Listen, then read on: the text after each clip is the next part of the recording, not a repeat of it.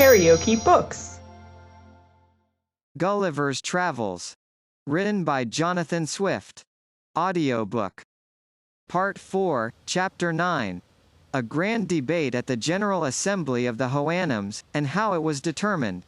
The learning of the Houyhnhnms. Their buildings. Their manner of burials. The defectiveness of their language. One of these grand assemblies was held in my time, about 3 months before my departure, whither my master went as the representative of our district.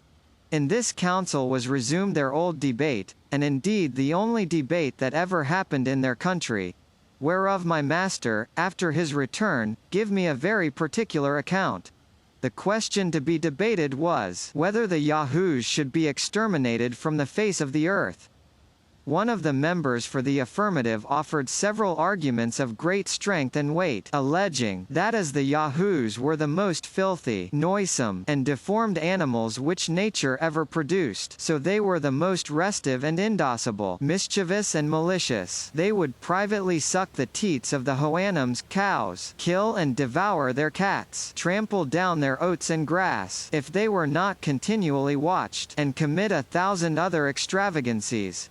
He took notice of a general tradition, that Yahoos had not been always in their country, but that many ages ago, 2 of these brutes appeared together upon a mountain, whether produced by the heat of the sun upon corrupted mud and slime, or from the ooze and froth of the sea, was never known, that these Yahoos engendered, and their brood, in a short time, grew so numerous as to overrun and infest the whole nation, that the Houyhnhnms, to get rid of this evil, made a general hunting, and at last enclosed the whole herd, and destroying the elder, every Houyhnhnm kept 2 young ones in a kennel, and brought them to such a degree of tameness, as an animal, so savage by nature, can be capable of acquiring, using them for draught and carriage, that there seemed to be much truth in this tradition, and that those creatures could not be Houyhnhnmshy, or aborigines of the land, because of the violent hatred the Houyhnhnms, as well as all other animals, bore them, which, although their evil disposition sufficiently deserved, could never have arrived at so high a degree if they had been aborigines, or else they would have long since been rooted out, that the inhabitants, taking a fancy to use the service of the Yahoos, had, very imprudently, neglected to cultivate the breed of asses, which are a comely animal, easily kept, more tame and orderly, without any offensive smell, strong enough for labor, although they yield to the other in agility of body, and if their braying be no agreeable sound. Several others declared their sentiments to the same purpose, when my master proposed an expedient to the assembly,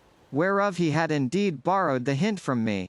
He approved of the tradition mentioned by the honorable member who spoke before, and affirmed, that the 2 Yahoos said to be seen first among them, had been driven thither over the sea, that coming to land, and being forsaken by their companions, they retired to the mountains, and degenerating by degrees, became in process of time much more savage than those of their own species in the country whence these 2 originals came.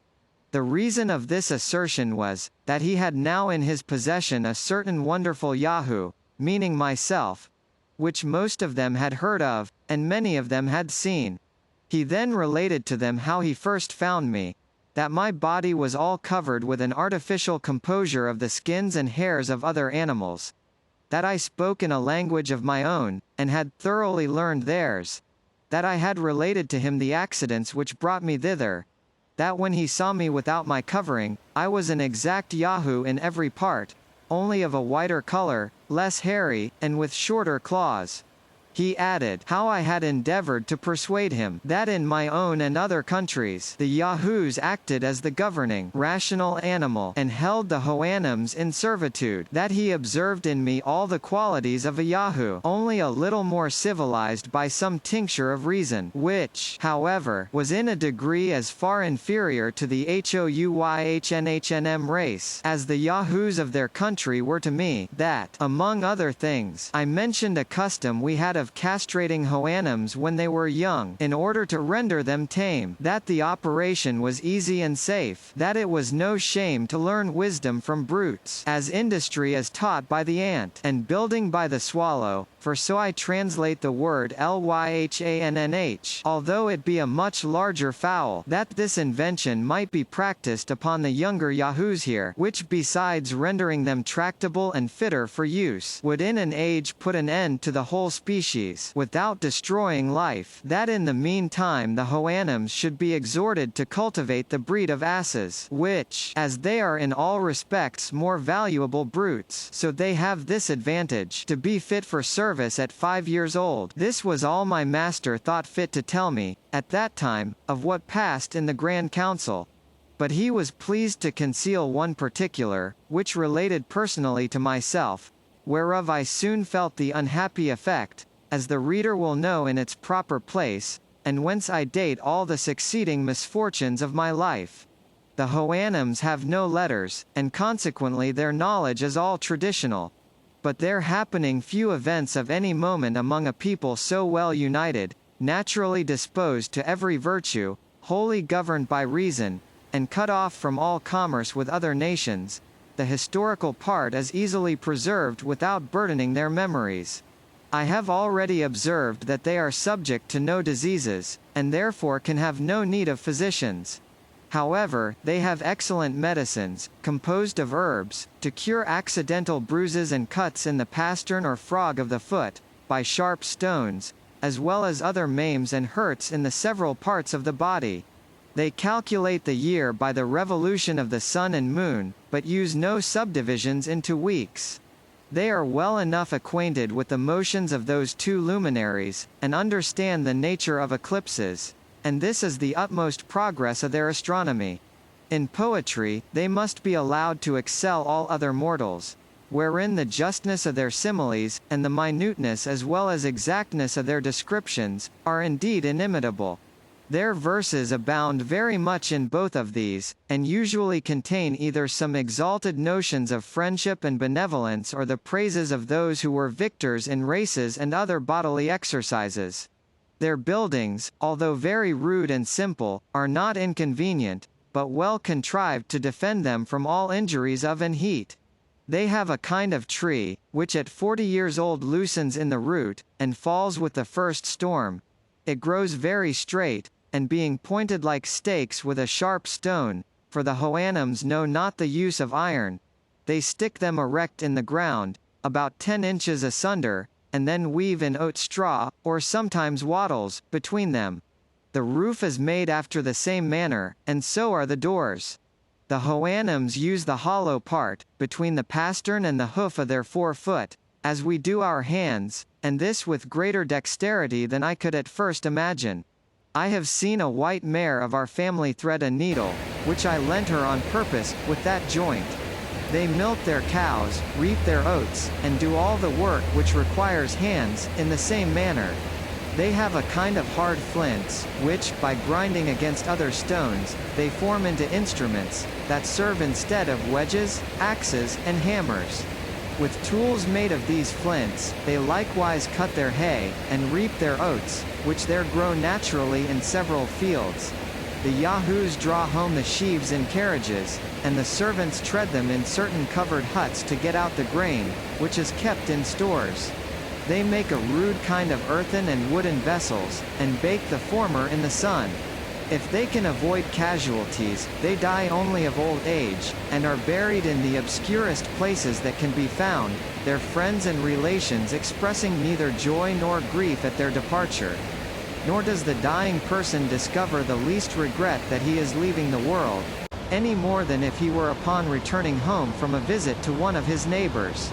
I remember my master having once made an appointment with a friend and his family to come to his house, upon some affair of importance. On the day fixed, the mistress and her 2 children came very late. She made 2 excuses, first for her husband, who, as she said, happened that very morning to shnuwnh. The word is strongly expressive in their language, but not easily rendered into English.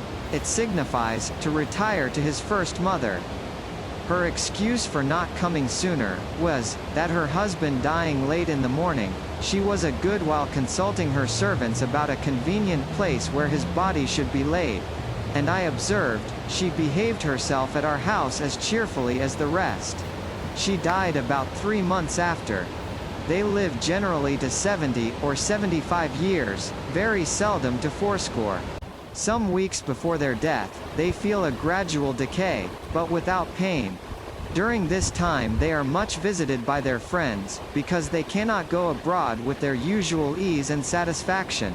However, about 10 days before their death, which they seldom fail in computing, they return the visits that have been made them by those who are nearest in the neighborhood, being carried in a convenient sledge drawn by yahoos, which vehicle they use, not only upon this occasion, but when they grow old, upon long journeys, or when they are lamed by any accident. And therefore when the dying Houyhnhnms return those visits, they take a solemn leave of their friends, as if they were going to some remote part of the country, where they design to pass the rest of their lives. I know not whether it may be worth observing, that the Houyhnhnms have no word in their language to express anything that is evil, except what they borrow from the deformities or ill qualities of the yahoos. Thus they denote the folly of a servant, an omission of a child, a stone that cuts their feet, a continuance of foul or unseasonable weather, and the like, by adding to each the epithet of Yahoo. For instance, HHNM Yahoo, WHNAHOLM Yahoo, YNLHMNDWIHLMA Yahoo, and an ill-contrived house YNHOLMHNMROHLNW Yahoo. I could, with great pleasure, enlarge further upon the manners and virtues of this excellent people, but intending in a short time to publish a volume by itself, expressly upon that subject, I refer the reader thither, and, in the meantime, proceed to relate my own sad catastrophe. KaraokeBooks.